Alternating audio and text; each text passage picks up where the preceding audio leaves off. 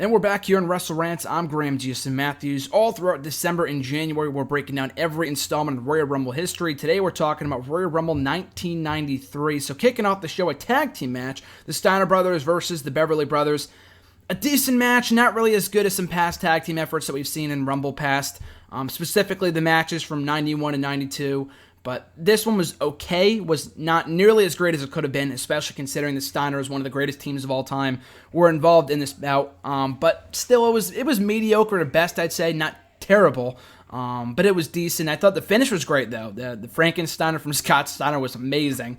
Everything else I thought was just kind of bland, especially, and like I said, if you do not watch the preceding Royal Rumbles, it's not as disappointing. But when you watch the Rockers versus the Orient Express, or the New Heart Foundation versus the Orient Express from 91 and 92, you're going to be disappointed when watching this one. It's really nothing special up until the finish. But I think it was a cool showcase for the Steiners, nevertheless, in their first Rumble match, I believe, in WWE history. So after that, for the Intercontinental Championship, Shawn Michaels defending against Marty Jannetty. So the story here is obviously Shawn Michaels, after many years of teaming with the Rockers with Marty Jannetty throughout the late 80s and early 90s, turns on Marty in January of 1992. And Michaels had competed in the Rumble. Marty was not there. He got fired. I think he got injured, and then he got fired after misconduct or whatever, after acting out in public, whatever it was. He got fired from the company. He was not in the Rumble that year. But he would return that October or November to build towards a match at this pay-per-view. And that match also, by the way, was supposed to happen at WrestleMania 8, which is why Michaels got shoehorned in a random match that year. But anyway, they built to a rematch, the rekindling of the rivalry, when Marty Jannetty came back in the final few months of 92, leading to this match on this show, Rumble 93. So it was a pretty good match. I mean, I was surprised, too, because I had read reports, or I'd heard before, that whatever happened in this match with Marty Jannetty, and that he looked off, or whatever, and Michaels reportedly had started rumors that Jannetty was drunk that day, or he was under the influence, or whatever it was. And that got Jannetty fired, and thus, once again, cutting off their feud. Michaels was thrown in a random match with Tatanka at WrestleMania 93, at WrestleMania 9 in 93. So then he would get brought back again a couple months after that, when it was proven that he was not lying or whatever, and I guess Mr. Perfect brought Jannetty back into the fold, and he was gone from the company yet again. He's another guy tied with Goldust for most runs with the company. But I thought it was a good match. Again, considering that I had read before that Jannetty was not in the best of shape, or that he was under the influence, or he just wasn't feeling well, I expected a train wreck of a match, because I figured these two would have a great all-out brawl, or a great just technical wrestling match.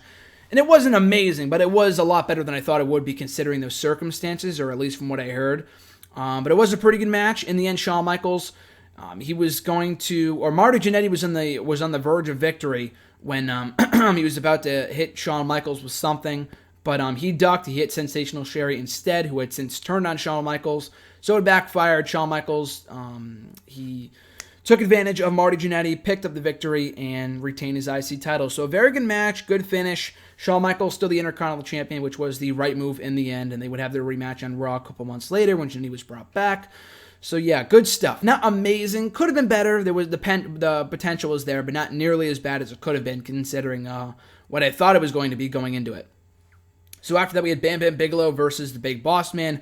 A battle of the big men, basically what you would expect. Very, very dull. Both guys are great athletes in their own respect, but just respectively. But together, it didn't really create for a compelling contest at all. It didn't really seem like there was a story behind it. Big Boss Man, I'm pretty sure, or rather, Bam Bigelow had just arrived, so they gave him the victory.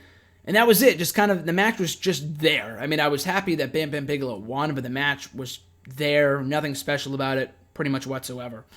So after that, for the WWE Championship, Bret Hart defending against Razor Ramon in a very good match. A lot of great psychology here. A lot of great just pure wrestling, and just a total wrestling clinic here between Bret Hart and Razor Ramon, selling their respective injuries. Bret Hart was taking on the young upstart and Razor Ramon, who had a head of steam coming out of Survivor Series when he teamed with Ric Flair, of all people, to take on Perfect and Randy Savage. So a very, very good match, a great showing for Razor Ramon, and sadly I don't think would be featured in the world title picture after this until he was gone from the company in 96. So for the next 3 years, Razor Ramon, I'm pretty sure, would not go back after the world championship, or would not come. He would never win it, period, but which is a shame. I feel like he should have at one point. But still, on its own, though, great match. A really good showing from Razor Ramon and some great wrestling psychology here, like I said, and some great selling from both men for their respective injuries. And in the end, it was Bret Hart retaining the title, still the WWE champion. And then we get to the Rumble match itself. Starting it off at number 1 and 2 was Ric Flair and Bob Backlund, who had just come back to the company after a multi-year layoff. And this was before he had turned heel in late 94 when he did the whole thing when he won the championship back and he went crazy. Bob Backlund turned into Mr. Backlund. This was way before that, because I remember reviewing WrestleMania 9, and it's shocking to me. It's mind-boggling, considering when I watched WrestleMania 9 many months ago, in the first few months of 2015, Backlund was basically wasted on that show. Not wasted and like he was under the influence like Marty Jannetty was reportedly on this show. I mean, I'm pretty sure he was just fed to Razor Ramon, I think it was. He was fed to somebody, I'm pretty sure it was Razor Ramon, but like within minutes. Like he wasn't a former WWE champion. Like it didn't even matter. And this was long before everyone had a title run. This was when we still had a handful of former WWE champions. So it was a pretty big fucking deal to have Ric Flair and Bob Backlund kick off the match. And Bob Backlund would last longer than Ric Flair did. But Ric Flair got taken out by Mr. Perfect, who he would lose to the next night on Raw in the Loser Leaves Raw match to end his WWE run for the next 10 years, I think, or the next 9 years, yeah. No, 8 years. Something like that. 9 or 8 years. And so Ric Flair was out of the match. Bob Backlund lasted until the very, very end. He was the original Iron Man in WWE history. In the end, it was down to him, Savage, and Yokozuna. He would get taken out by Yokozuna after a great showing. Everything else in the middle wasn't bad. It was just kind of there. There weren't really, again, no stories told. So that was it. The match was just kind of there. Yokozuna, I felt like, was just kind of the odds-on favorite to win. There weren't really many blockbuster names in this Rumble other than those two.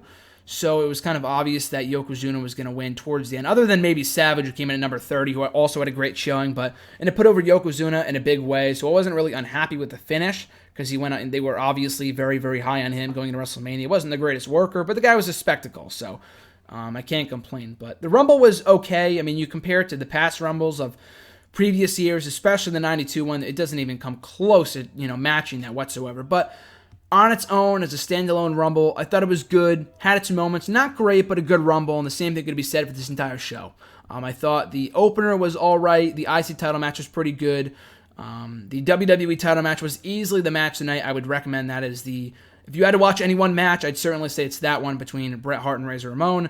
Bigelow Bossman was your standard big man match, very boring, and the Rumble match was good, not great, but good, and I thought the finish was alright too. So again, not a must-see show as much as 92, but it's still a decent show on its own, which I would not recommend you don't watch, or if that makes any sense. I would recommend that you do watch it, if only for the WWE title match and the interesting parts of the Royal Rumble.